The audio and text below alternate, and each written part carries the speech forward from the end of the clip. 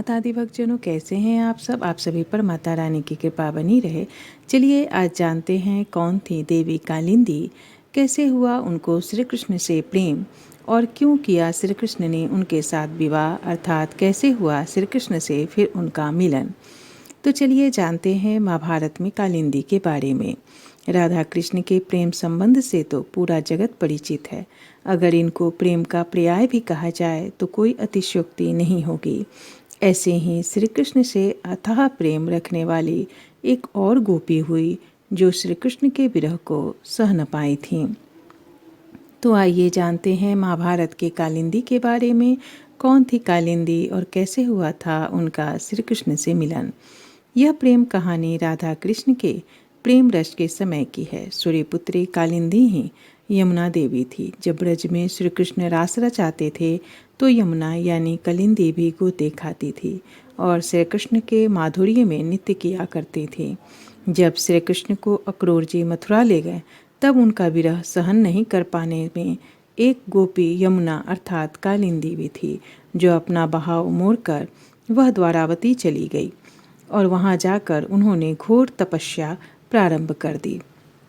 श्री कृष्ण से यमुना का मिलन कैसे हुआ, अर्थात कालिंदी का मिलन कैसे हुआ। सर्वप्रथम उनका मिलन श्री कृष्ण के साथ तब हुआ था जब श्री कृष्ण के पिता वसुदेव नवजात कृष्ण को सुरक्षा के लिए ले जा रहे थे। यमुना नदी को पार कर रहे थे। उन्होंने यमुना से नदी पार करने के लिए रास्ता बनाने को कहा तो उन्होंने एक मार्ग बनाकर दे दिया। यह पहली बार था जब उसने श्री कृष्ण को देखा, जिसके बाद वह जीवन में शादी करती हैं। यमुना बच्चे के पैर छूना चाहती थी और जो उससे नदी की गहराई में किया और परिणाम स्वरूप नदी बहुत ही शांत हो गई। कृष्ण ने भी अधिकांश युवावस्था वृंदावन में यमुना के तट पर बांसुरी बजाते हुए और अपनी प्रेमिका राधा और गोपियों के साथ तट पर बिताई।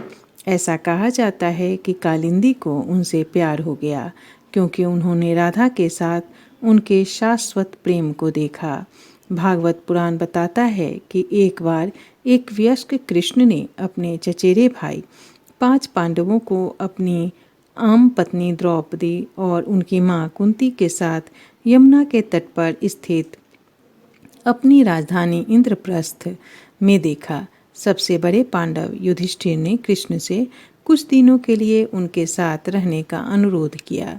एक दिन कृष्ण और पांडव अर्जुन शिकार के लिए जंगल में जाते हैं। शिकार के दौरान अर्जुन थक गए थे। वह और कृष्ण यमुना में गए और स्नान किया और साफ पानी पिया। वहाँ एक प्यारी सी लड़की नदी के किनारे टहल रही थी। श्री कृष्ण ने उन्हें देखा और अर्जुन को उनसे मिलने के लिए कहा कि वह कौन है। जब अर्जुन ने पूछताछ की तो लड़की ने उन्हें बताया कि वह सूर्य की बेटी कालिंदी हैं और यह कि वह अपने पिता द्वारा नदी में बनाए गए एक घर में रह रही थीं। वहाँ वह विष्णु को अपने पति के रूप में पाने के इरादे से तपस्या कर रही थीं। जब तक वह उसे नहीं पा लेती तब तक वहीं रहेंगी। अर्जुन ने श्री कृष्ण को कालिंदी का संदेश सुनाया तो श्री कृष्ण सुंदर युवती से शादी करने के लिए तैयार हो गए।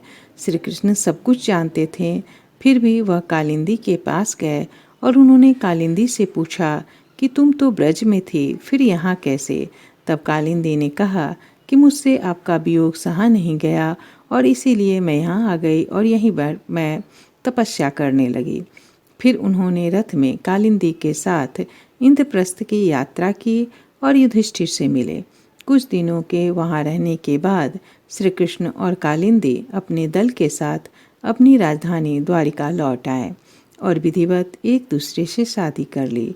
भागवत पुराण में कहा गया है कि उनके 10 पुत्र थे, श्रुता, कवि, वृषा, वीरा, शुबाहु, भद्र, शांति, दर्शा, पूर्णमाशा और सबसे छोटा सोमका।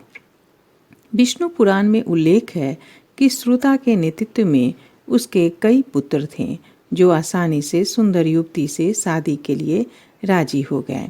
फिर उन्होंने रथ में कालिंदी के साथ इंद्रप्रस्थ की यात्रा की और युधिष्ठिर से मिले। कुछ दिनों वहाँ रहने के बाद श्री कृष्ण और कालिंदी अपने दल के साथ अपनी राजधानी द्वारिका लौट आए और विधिवत एक दूसरे के साथ विवाह कर लिए।